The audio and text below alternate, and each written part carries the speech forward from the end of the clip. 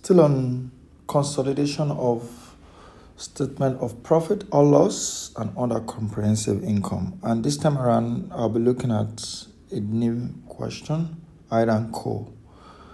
On 1st of October 2013, Hydan, a publicly listed entity, acquired 60% control interest in Hydan, paying $9 per share, And prior to the acquisition, Hydan had been expressing difficulties with suppliers, and Hydan is one of those subsidiaries which its acquisition motivated the Hydan, right? So in order to finance an increase in that production capacity, Hydan made a non-dated loan of $4 million to Hydan that carried an actual and effective interest rate of 10%. So we have intercompany loan. Let's take note of that. So there's intercompany loan, because we need to eliminate both the finance cost and finance income. Let's not forget that. So that's one adjustment. We'll come to that. Now, the interest to 31st of March 2014 on this loan has been paid by Hydan and accounted for both companies. And they've given us the financial statement. That's the income statement that has been given. And let's see, we have some notes. The following information are available. At the date of acquisition, the fair value of Hydan's PPE were 1.2 million in excess of carrying value. So we have fair value adjustment. And it's a depreciable asset, so there will be depreciation. Fortunately, we are given the charge. It said this will have the effect of creating an additional depreciation charge to cost of sale of 300,000.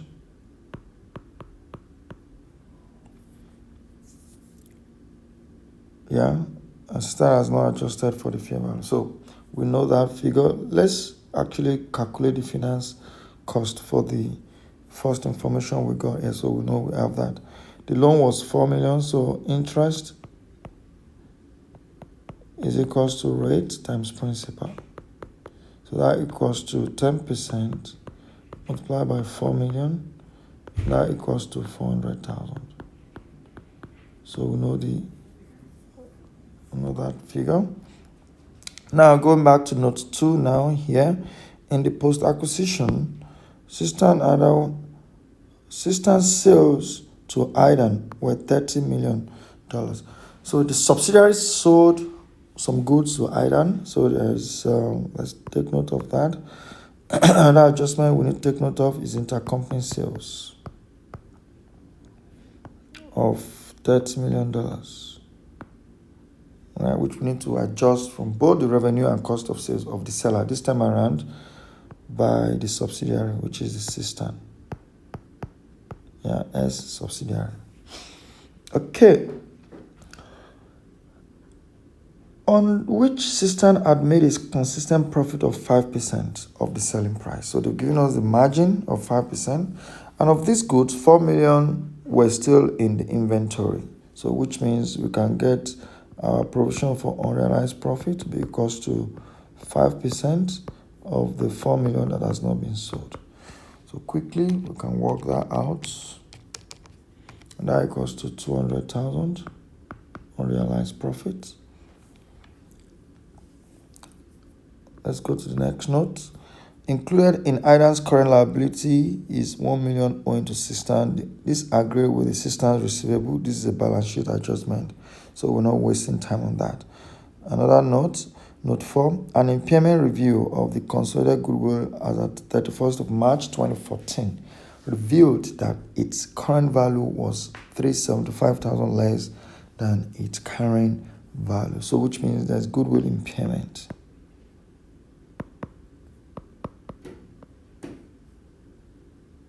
of 375,000. Remember, we need to check if this will go into the revised parent or revised subsidiary, but it depends on how NCI is being measured. And let's find out. Note 5 says neither company paid dividends, so nothing to be done. Note 6, group policy is to measure NCI at fair value, so which means this must go to the subsidiary, revised subsidiary.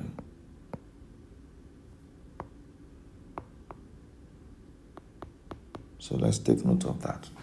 And so those are the 4 things we've identified going through all of this financial statement. So we need to take note of all of that. Yeah. Now, let's go into our steps for consolidation. Remember, our first step is always to prepare the revised FS. So in order for us to do that, we need to, let's start with the subsidiary. So I'm going to start with Hydan. So let's prepare revised FS, revised PLL for Hydan. And I quickly list out the items. We have the revenue, we have the cost of sales, we have the OPEX, we have the interest income, we have the finance cost, we have, let's remember, impairment in goodwill will come in. And likewise, we have tax. So we're going to have the same we usually have it. We have the time apportionment.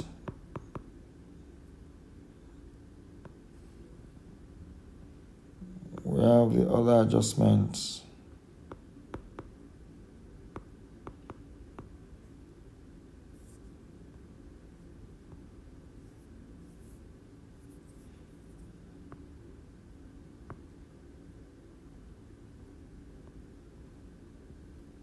And we're going to have the final revised. So revised P&L. It's always good to keep to the structure because it gives you confidence and it helps you to know where to start. Once you start, you just have to keep going. Now look at this question. Remember the previous question I solved for you? We had to calculate 50% of this item because it was an acquisition during the year. This one is also an acquisition during the year because it was 1st of October 2013, and that's 6 months to the year end. Please don't get carried away. Always pay attention to the question because look at this particular question. You have now been given the figures because they don't want you to do proportionate apportionment. This time around, they've given us the pre-acquisition numbers and post-acquisition numbers. The big mistake some students will make here is to assume that post-acquisition numbers is for the whole year. No, it's not for the whole year. It's for post-acquisition period. That's what it meant, post-acquisition, which means after acquisition. So in that case, this is the column that we have to deal with. The last column is the relevant column for us, right? So we don't need to do any calculation. All we need to do is just to bring the time apportionment figure into this point, which means the revenue becomes 35,200. Cost of sale is 31. OPEX is 8,000. Interest income, no. Finance cost, 200. Then income tax is positive 1,000.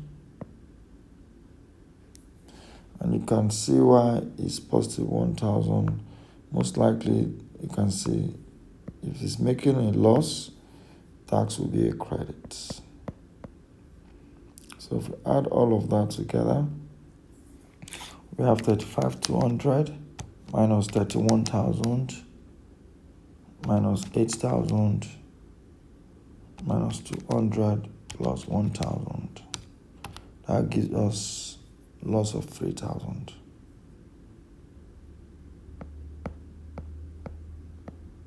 So that's the first part of our adjustment.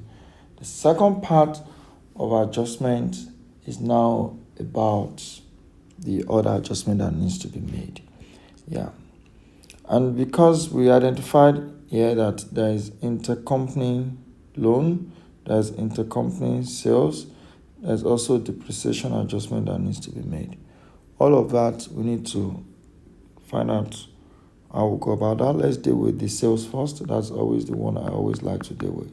So they sold 30 million worth of goods and there is provision of unrealized profit. So both of those figures needs to be adjusted for. The first one is that 30 million Remember, we are working in thousands. Right. So let's start with that. The revenue needs to be taken away. So intercompany sales has 30 million, so 30,000 has to go away from here. And likewise, it needs to go away from the cost of sales.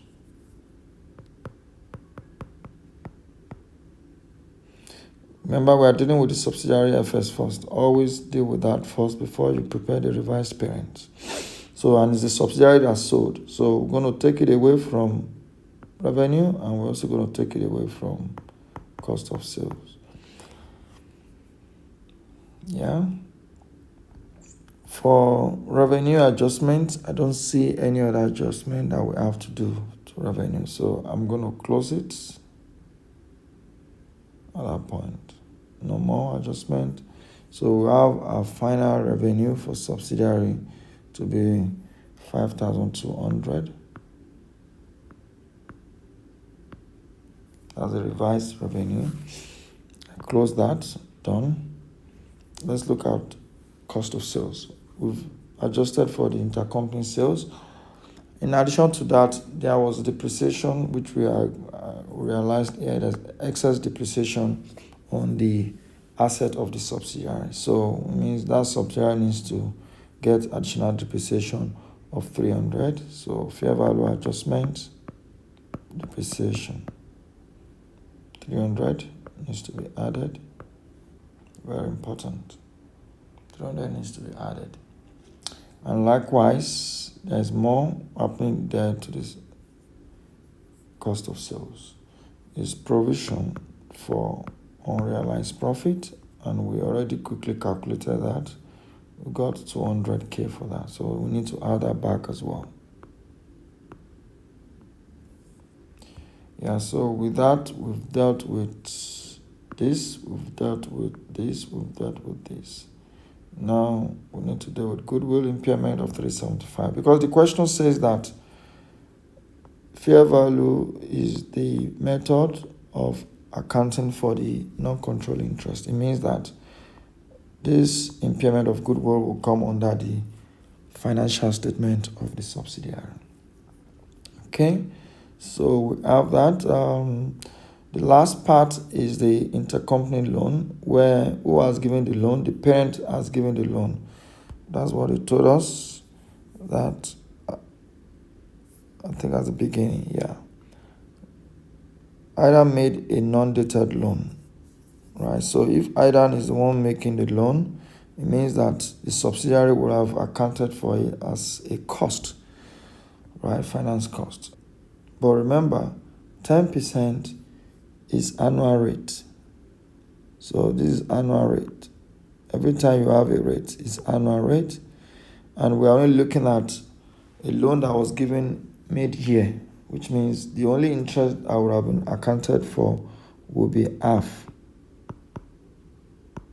So it's an expense, so half year finance cost or income, which is interest, right, is equals to 50%, and that will equals to 200k.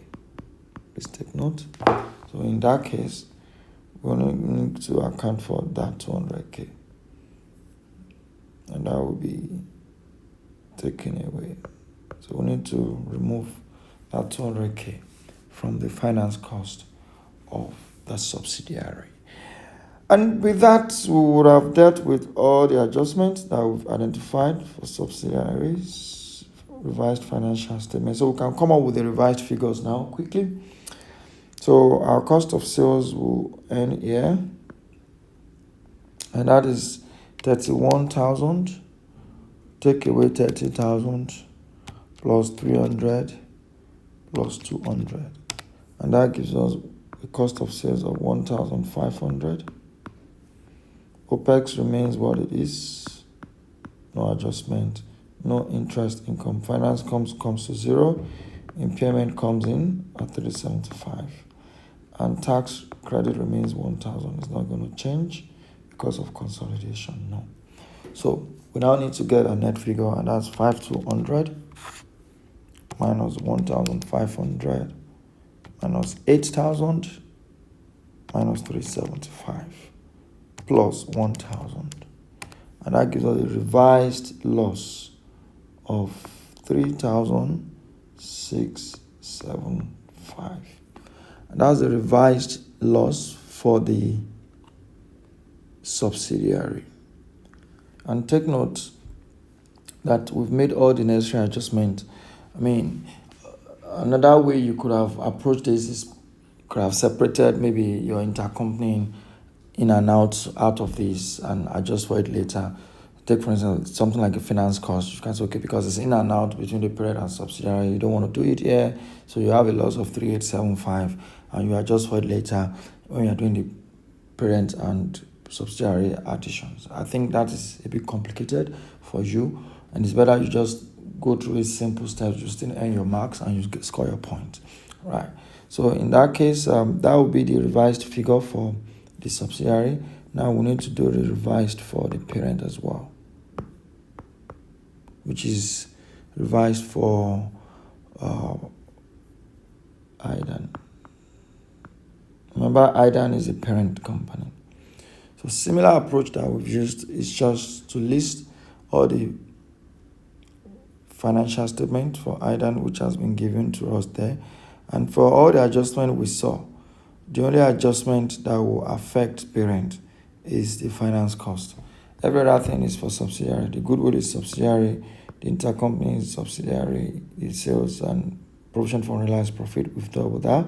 Fair value we've dealt with is subsidiary. The only one we have left with is this finance cost of 200k. So I won't have to list all the statement of profit or loss for parents. I will just take note of this for you. Know that the revised finance cost will now be equals to this 420 is its own finance income, because it's a parent that actually gave the loan. So it's income that the parent will have, not the cost. So it's the finance income of the parent that will require some adjustment. And in that case, we'll be dealing with the interest income, which is 350. It's 350 here. So that will be 350 less the 200 I have recorded, and that will make it 150. So now we can go to our step 2, which is to consolidate the revised statement. So we're going to have our same revenue, we have our cost of sales, we have our OPEX, the interest income, the finance cost, goodwill impairment, we have taxes, and we have the final profit. Okay, so here we're going to have for revised parent, we're going to have revised subsidiary, and we have the group.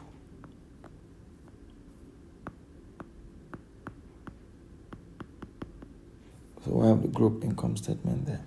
Okay, so the revised parent is just the same column except for interest income that we're going to change. And that means we're going to have 98,000. We're going to have 76,000 as cost of sales. Then we're going to have OPEX of 11,800. Our interest income is now 150.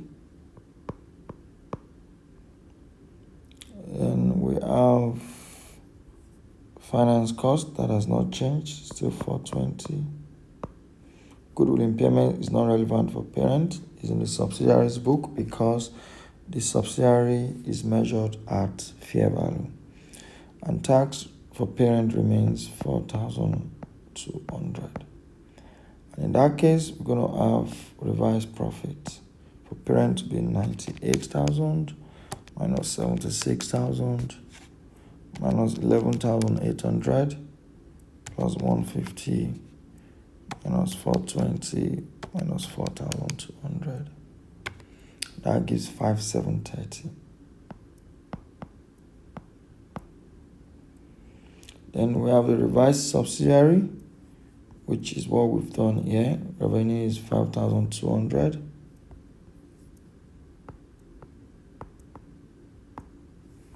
Cost of sale is 1,500.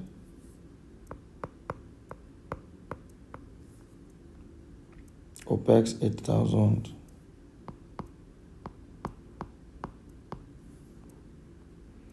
Impairment of goodwill 375. Finance costs nothing. Eliminated interest come nothing.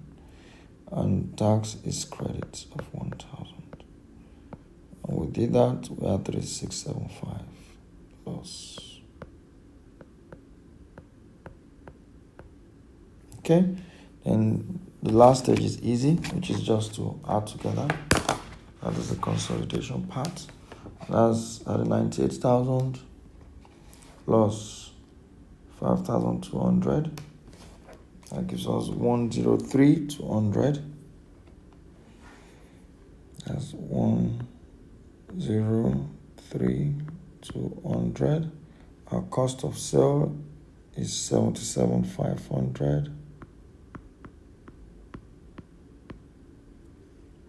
OPEX is 11,800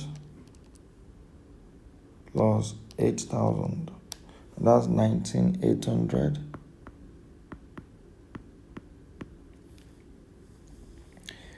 Interest income remains 150 because that's 0, and this is 420, 375, and this will be 3,200. And we need to add all of that together. So we have 103,200 minus 77,500 minus 19,800 plus 150 minus 420 minus 375 minus 3,200. That gives us 2,055. So the group profit is 2,055. And remember, the third stage is to split it into NCI portion and the parent portion. Yeah. Using the method I taught you, just apply the NCI portion. Remember, this company acquired just 60%. Right? So which means NCI is 40% of 3,675. And that will give you 0.4 multiplied by 3,675, 1,470. Remember, it's a loss. So let me put in brackets. But remember, please take note, putting in bracket means that it's a loss. Yeah? And in that case, it means the parents will have that plus 2,055. So the parent has 3,525 profit. That is why everything will add up to 2,055 for the group. So this is parent profit, and that is it. Yeah, just to mention again to you that if you had used the finance cost of 200 in the adjustment for the revised subsidiary, that would probably have given you something slightly different from 1,470. But like I said, it might confuse you, so this is also still correct for you, and you'll get your marks. Please keep it simple. Always keep it simple. Follow those 3 steps as we're working it, and you will be dry and confident. 3 steps. Remember, do your adjustment, which is calculate the revised financials, add them together, and do your proportionate sharing of NCI and the parent.